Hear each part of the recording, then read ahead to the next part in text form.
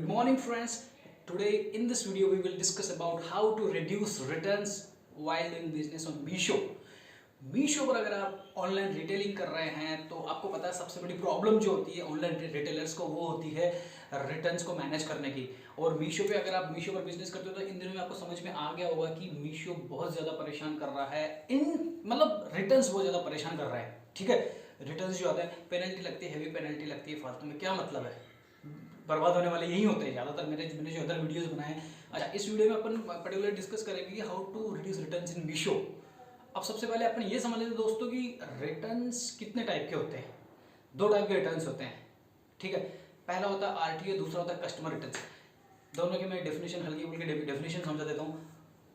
सबसे पहले customer return समझ लेते हैं। कस्टमर रिटर्न्स जैसे नाम से ही सजेस्ट हो रहा है कि कस्टमर के पास कोई जाता है, कस्टमर को पसंद नहीं आया, साइज फिट नहीं हुई, कलर उसको डिफरेंट लगा, ठीक है, उसको कोई और दिक्कत लगी, डिफेक्टिव निकला माल, तो वो रिटर्न कर देता है, तो it is called customer return. और दूसरा होता है आरटीओ। आरटीओ की फुल फॉर्म होती है रिटर्न टू ओरिजिन, मतलब जहाँ से भेजा गया वापस वहीं पर आ जाए। इस वीडियो में हम समझेंगे दोस्तों आरटीओ क्यों आते हैं, आरटीओ आने के कारण क्या होते हैं, और उन कारणों को कैसे रोका जा सकता है, या अपनी जो आपकी रिटर्न लोगों के 40% तक रिटर्न आ रहे हैं, इतने में तो भैया उस बिजनेसमैन का बर्बाद होना सुनिश्चित है। His business is going to collapse. तो दोस्तों मैं कहता हूं कि उन तीनों जो तीन रीजन है यहाँ पर आरटीओ क्यों आते हैं, उन तीनों का रीजन समझेंगे। और ऑब्वियसली जब रीजन पता लग जाएगा तो उनकी रोकथाम का भी हमें उपचार मिल जाएगा। ठीक है, तो क्या ऐसे स्टेप्स लिए जाएं, what are the steps to be taken in order to reduce the RTOs while doing business on Meesho. RTO आने का सबसे पहला रीजन मैं यहाँ पे बताना चाहूँगा, लेट डिलीवरी। बोले तो सेलर जो होता है, जैसे हम सेलर हैं तो हम लोग उसकी डिलीवरी लेट करते हैं। फॉर एग्जाम्पल किसी पर्टिकुलर, मान लीजिए ये शर्ट मैं बेच रहा हूँ, ये हैंड ब्लॉक शर्ट है, ये मैं बेच रहा हूँ, इसका स्टॉक अच्छा खासा स्टॉक रखा हुआ है मेरे पास। ठीक है, ऑर्डर आ गया, वहाँ पे मैंने जो डिस्पैच डेट होती है वो मान लीजिए वो जो एसएलए पीरियड होता है वो मैंने 4-5 दिन बाद तक का ही सेलेक्ट कर रखा है। स्टिल अगर मेरे पास ये स्टॉक रखा हुआ है तो मेरे को 4-5 दिन का वेट नहीं करना, आज ही डिस्पैच करो ना यार। तो लेट डिलीवरी जो होती है वो एक बहुत बड़ा रीज़न होती है।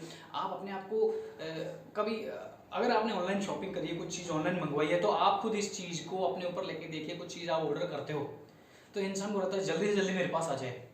अब एक वो चीज़ आ रही है 10-12 दिन में आपके पास, और एक चीज़ आती है तीसरे चौथे दिन आ जाती है, तो बहुत अच्छा फील होता है, बहुत अच्छा लगता है। तो इसलिए दोस्तों आप अपने वो कस्टमर की जगह रख के देखो तो आपको समझ में आ जाएगा कि जल्दी एक सेलर को क्यों जल्दी से उसको डिलीवरी कर दे। जैसे ऑर्डर आया, स्टॉक रखा हुआ है अगर, तो जल्दी से भेजो। अगर स्टॉक नहीं है तो बात अलग है, आपने जो भी स्टिपुलेटेड टाइम दे रखा वहाँ पे 4 दिन लगेगा, 5 दिन लगेगा, ठीक है, उतना लगने दो। लेकिन अगर स्टॉक है तो जल्दी भेजिए, लेट डिलीवरी मत कीजिए। ये बहुत बड़ा रीजन होता है आरटीओ आने का।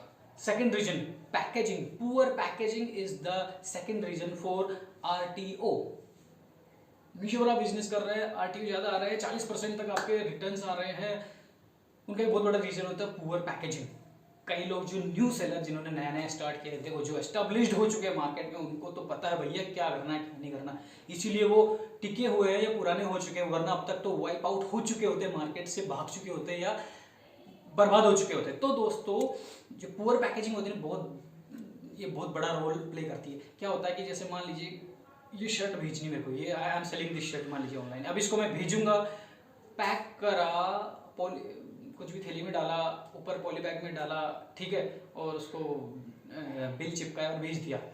इस केस में चलो ये तो शर्ट हो गई यार, ये तो जैसे मान लीजिए डैमेज भी नहीं हो सकती। इसके अलावा जो अदर प्रोडक्ट्स होते हैं, आर्टिफिशियल ज्वेलरी बेच रहे हो आप, कोई इलेक्ट्रॉनिक आइटम्स बेच रहे हो आप, या कुछ भी ऐसा चीज़ फ्रेजाइल होता है या जो टूटने का जिसमें डर रहता है, ठीक है, इनफैक्ट चलो वो तो टूटने का डर रहता है, ये जो शर्ट या टी शर्ट जो कपड़े दोनों में जिनमें टूटने का भी डर नहीं रहता, लेकिन पैकेजिंग पुअर रहती है ना, तो वो वहाँ तक पहुँचते पहुँचते क्रम्पल्ड हो जाती है, या गंद, वो पॉलीबैग वाइट जो कलर का होता है वो गंदा गंदा हो जाता है। ठीक, कस्टमर के पास जब पहुँचता है तो काफ़ी गंदा सा वो दिखता है, तो कस्टमर का मूड वहीं खराब होता है, कस्टमर का मूड वहीं खराब हो जाता है। कस्टमर कई बार उसको आरटीओ कर देता है, उसको ये विश्वास नहीं हो पाता कि मीशो जैसी रेप्यूटेड कंपनी से अगर मैंने कुछ माल मंगवाया है, वो इतनी गंदी सिचुएशन, इतनी गंदी पोजीशन या कंडीशन में आ रहा है, तो उसको विश्वास कि उसको लगता है कि हो सकता है कि मीशो ने भेजा ही नहीं हो, तो कस्टमर को ट्रस्ट इश्यू रहता है। अब इससे बचने के लिए आप एक काम कर सकते हो, बॉक्सेस होते हैं, बबल्स जो होते हैं, तो बॉक्सेस या बबल्स का आप यूज़ करो। आपकी जो पैकेजिंग या जो पैकिंग की जो कॉस्टिंग होती है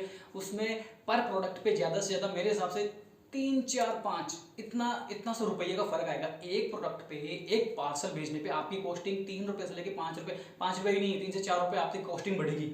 लेकिन उस चीज़ को आप अडोप्ट कर लेते हो, उस तरीके को, बॉक्स वाले को, बॉक्सिंग होते हैं जो कार्टन के ये बॉक्स आते हैं ना, ऐसे ये बॉक्स हो गए, तो इन ऐसे बॉक्स यूज़ करो। छोटा प्रोडक्ट है तो छोटे बॉक्स बनवा लो, ऐसे बड़ा प्रोडक्ट है तो बड़े बॉक्सेस मार्केट से बन जाते हैं, ठीक है। ऐसे बना के बबल्स जो होती है वो उस तरह से अच्छी तरह रैप करके बॉक्स में डाल के भेजो, कस्टमर के पास अच्छा इंप्रेशन जाएगा, कस्टमर एक्सेप्ट करेगा, आपके RTO कम होंगे, आपकी टाइम, एनर्जी, पैसा सब कुछ बचेगा इस चीज़ में। क्योंकि जब कोई चीज़ RTO होती है, वापस आती है, तो भैया वो जो पॉली बैग होता है 5 7 8 रुपये का, वो वेस्ट हो गया।